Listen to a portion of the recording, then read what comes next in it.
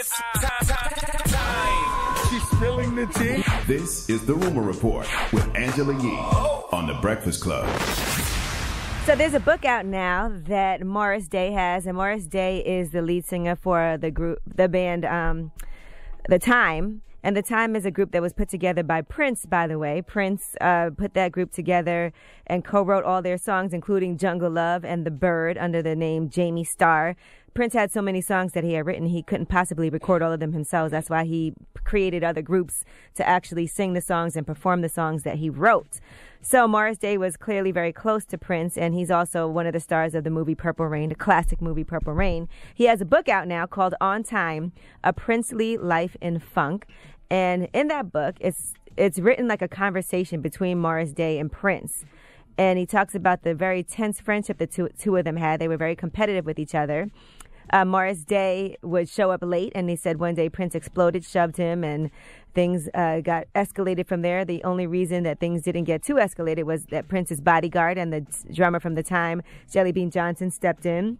Now they also talk about how Morris Day would be drinking, smoking, doing cocaine, having sex at his parties, but Prince would have very suburban parties, and he showed up to one of Morris Day's parties, and nobody even cared that he was there, so he got upset and left. And he discusses a lot of things that happened between him and Prince, and how when Purple Rain came out, he said that Prince was being called out for being effeminate, and that's why in that movie he was dressed in black leather, he was riding a Harley, he had Apollonia, who he seduced in that movie, just to kind of go against that feminine kind of stereotype that people had about him. Mm-hmm. So he also talks about the last time he actually saw Prince was in 1999, when one of the last times they played together.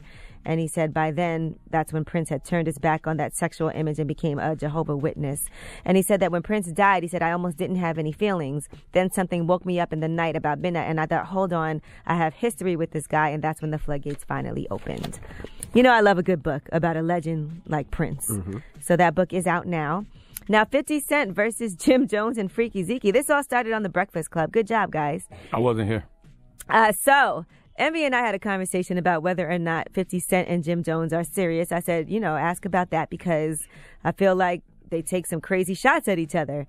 And you thought they were joking. I thought it was all jokes. He asked me behind the scenes. I said, no, they just playing. I was like, I don't think that's jokes. Well, here's what happened on The Breakfast Club when Jim Jones was asked about 50. I wish I could be in a position to really say what I want to say, but unfortunately, my life has been hectic in this past month.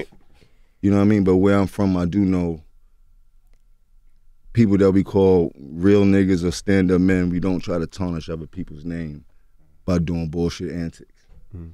There's consequences and repercussions for certain things like that. You know what I mean? Like, from where I'm from. So I'll leave it at that. But for the most part, everybody know my life is real. I've been doing this for way too long for anybody to play with me and shit like that. But, some people think life is a game, so we leave it like that. Yeah, I definitely don't think that's a situation that we want to get physical in any way, shape, or form. But 50 did post something about Jim Jones. It was like a fake news report about him being an informant or something like that. So I can understand why Jim would feel away. Well, 50 has since responded to this interview, and here's what he said. I'm so afraid of Ja Rule, Jim Jones, and Freaky that I'm hiding out in Texas. Please, whatever you do, don't tell them I'm in San Antonio. Don't tell them I'm staying at the Four Seasons. There's just so much pressure on me right now. I don't know what to do.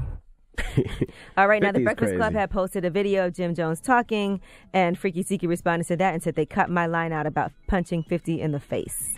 Did y'all? Y'all edited Freaky Zeke? No, he was off mic. He was standing behind. He was standing behind you. He was standing behind you. He was off mic. So he said he'll punch 50 in the face? Yeah. He didn't say that. Yes, he did. Not up here. Yes, he did. He did? You know, when you slap box, sometimes it gets out of hand, right? Mm-hmm. It starts off with slap boxing, but then a lot of the times it turns into a real fight.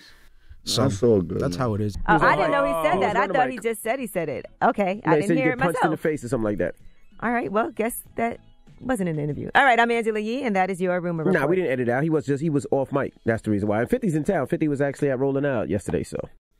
All right, now, Charlamagne. Yes. Who you giving that donkey to? I need Jerry Jones and Jason Garrett to come to the front of the congregation. We just like to have a quick word with them, that's all. All right. That's a little venting. We'll get into that next. Keep it locked. It's The Breakfast Club. Good morning.